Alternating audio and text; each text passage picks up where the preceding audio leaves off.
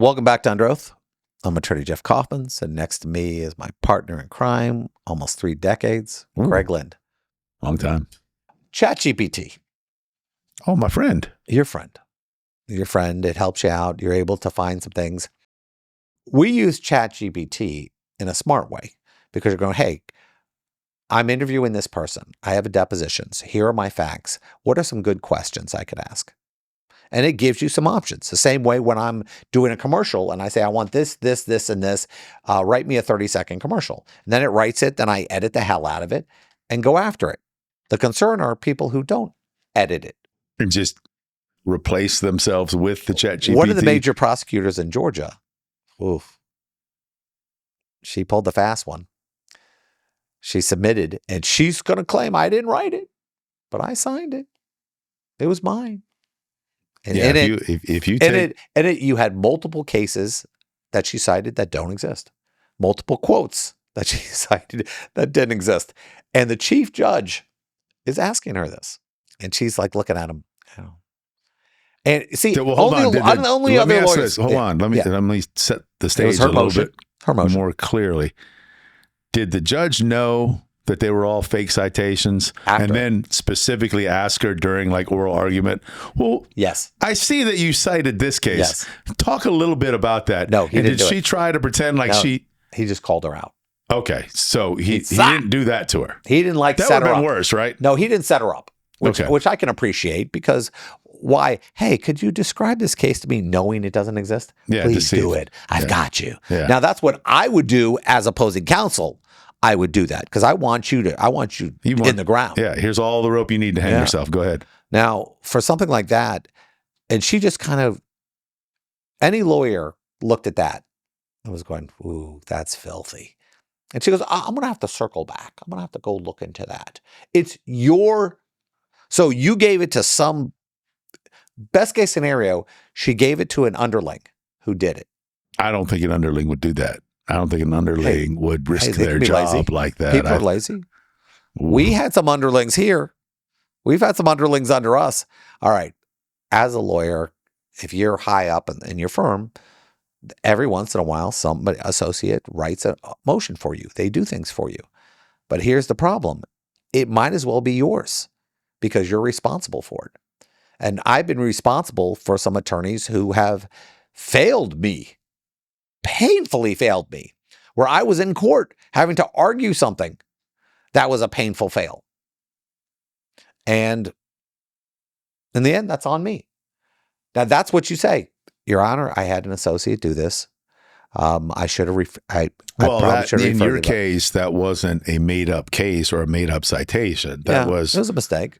It was a position you didn't necessarily want to take, but it wasn't a bogus position. If I would have known at the time that I was in the hole and why I was in the hole, I would have apologized and said, Your Honor, this was a mistake made by an associate of mine. This is not my position right now. But I was too busy swinging before I realized the mistake. Now, she should have answered, Your Honor, yes, this is my signature. This was prepared I did not prepare this. That would have been the answer. But she didn't give that. What'd she say? She said, I'm going to have to look into this. Oh, she didn't fess up to it right away? No, she didn't fess up to it while she was in front of it. No, I got to look into this. If I was going, and the judge, and here's where the judge failed. The judge go, did you draft this or did you not? Or did somebody in your office draft it? That would have been the question. He punted. He just let it go. And really? And maybe he let it go because she was a prosecutor. I see articles. She wouldn't have let it go if it was a defense attorney. Yeah, probably not. No. But you don't want to make a prosecutor look bad. I've seen articles in the news where attorneys are getting disciplined and disbarred and all kinds of bad things are happening to them. Some big firms. Yeah. So I mentioned the big firms. But it's a big firm some big who ones. did it. Dare we say the name? Big, nope.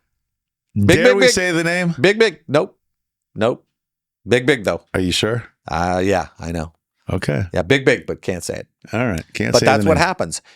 When we had a 500-person law firm, there are 80, 90 attorneys who were there. And the idea that I could be fully responsible for the actions of all 80 or 90 made me sick all the time because I cared. If you don't care and it's just about the money, you go, eh. But for me, it made me sick. And I had some attorneys who were bad. And that was one of the reasons why I scaled down, because I didn't want to be in a position where I had a bunch of yahoos not caring. You remember the attorney? Oh, I remember. The one I know clearly. specifically doesn't show up to a hearing. And I called him out. I said, dude, why? You had 8 reminders. I wasn't feeling it. How do you deal with an a-hole who says, I wasn't feeling it, other than fire him? There's no way to figure out when they're sitting across from you, when you're trying to decide whether or not you want to hire them. There's no way to figure out. That is not feeling it. If this is the guy that's going to say, you know what? I didn't have the feels that day. I'm not feeling it. Didn't have the feels. The therapy I need. Didn't have the feels. And it didn't get. Oh, I didn't know that was an option. I didn't know it was an option. I'm sorry, Your Honor. The reason I didn't follow your orders was I wasn't feeling it. It's cite a rule.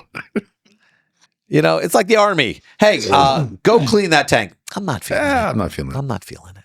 Not today. Yeah, that's something that's making me crazy now, because here's the thing. We have politicians, and I don't care what side of the fence you're on this one. Don't tell military men what to do. You're not in charge of them. Don't be giving them advice on what they should do or shouldn't do. They've been trained to follow their orders. Okay? So when you say to them, hey, if somebody tells you, don't listen to the people telling you what to do. Okay. Senator douche or Representative douche, unless you want to be directly responsible and do the time that he's going to have to do, or take responsibility or take his punishment, then shut up. Because the first guy who's a 20-year-old kid who goes, well, the senator from this said, I need to think on my own and I shouldn't be doing this. You're going to go to jail. You're going to get kicked out of the military. You're going to lose your benefits. And you can't go, well, Senator Douche told me to do this. The most dangerous thing you can do to a military person is tell them to think on their own. There's a chain of command. We're told to go into battle. We're told to do dangerous stuff. We don't get to say, I'm not feeling it.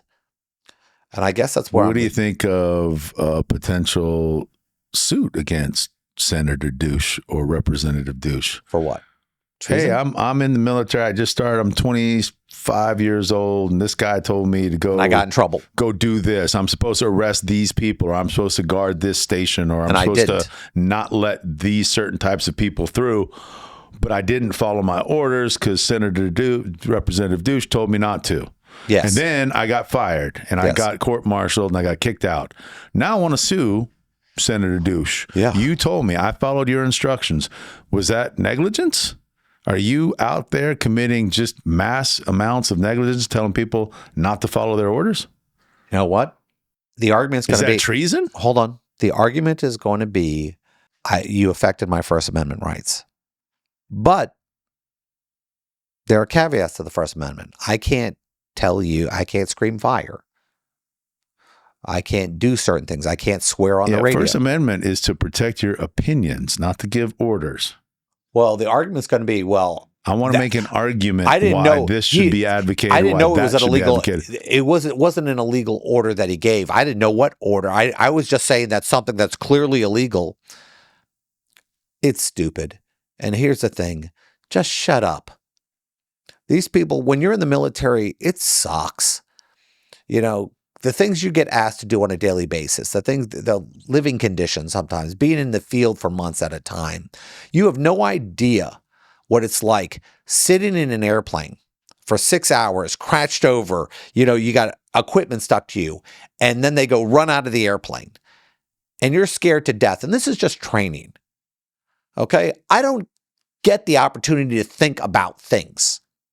So when your dumbass says something like that, I don't care if you're, I don't care what side of the fence on this. If you're going to go, well, Jeff, that's very Republican. It's not Republican. It's Army. It's Navy. It's Air Force, Marines. You get orders. I don't get time to go, I wonder, based on what this senator told me, do I have to follow this order because I don't want to clean the toilets today? Stay out of the military's lane. You don't know anything. And if you were in the military and you say something like that, you're an idiot. So watch this right now. If you're a representative, you're in a position of power, and you ever tell a military guy to not follow an order, you're basically saying, hey, my intention is to hurt you for me to look good. And that makes you a piece of crap. Sorry about that. I've been holding that for a We started off with ChatGPT, though. ChatGPT. Your friend. I call it a brilliant toddler. It takes the information it has, it compiles it, it makes it look really good. But if you don't edit it, if you don't check it, it's going to blow up in your face. It is a good way to get started on something. But if you think good ideas. If you think, okay, hey, this is a finished product because I typed in a couple of prompts, you are sadly mistaken. It is wrong sometimes. I've caught it being wrong sometimes. I've caught other attorneys thinking that thinking that their case said something and it didn't say that. And do you think ChatGPT understands trademarks all the time or copyright? It can give you something that it's somebody else's, and you could be busted for plagiarism. It doesn't always say where it got it from or write a song. It could steal a melody and doesn't go, oh, well, we know this melody was copyright, but we just gave it to you. Like you've done the thing where you created a song. Oh yeah, did you like my song? Cool. I did. Yeah, I did a AI song I generated. I thought it was pretty cool. Yeah, but you don't know who it stole from or where it put it together. I have to trust. I don't know. Could you imagine you put it out? It's great. I don't know how to figure out if a melody is copyrighted or not. That's what I mean. Is there software that will break it down and teach it? I'm sure there's a piece of software that goes, oh no, we listened to all the music. You're stealing this note, this note, this note, this note. There's only so many notes that are harmonious together. I mean, there has to be all of the songs that sound good have to have been already written. You know, there's a songwriter, performer, Ed Sheeran. Ed Sheeran did a song. He got sued by 7 different songwriters who claimed it was their song. It can't be all 7 of theirs. Well, it sounds like 6 other ancillary lawsuits. Yes. And a lot of times these guys wind up paying everybody off. Now, he kind of said, okay, here's this chord and here's this chord. There are only so many chords. Yeah. And every song uses one of these chords. And still, he got to write a check. It just happens. It's unfair. Every idea was on a cave wall someday.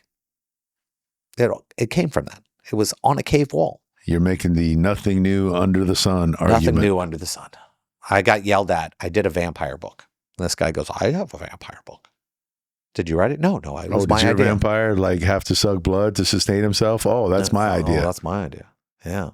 He came to me, he goes, mine was a criminal prosecutor who gets bit. He goes, well, I did one about a cop and I never put it out there, but you know, You got what it do you mean you never put it out? How would I get the idea? But even so, I go, when did you come up with it? Oh, about 10 years ago. I said, well, there was a German show called Midnight Suns who you need to write them a check because the officer was a vampire. What? Was it what? Was it what? What? I said, I love the show. I watched it like 30 years ago. It was a great show. No new ideas, dude. Now, if you steal scene for scene, okay, you got a problem. On that note, keep using ChatGPT for good things and don't use it for evil. And check that MF because you're going to pay if you don't.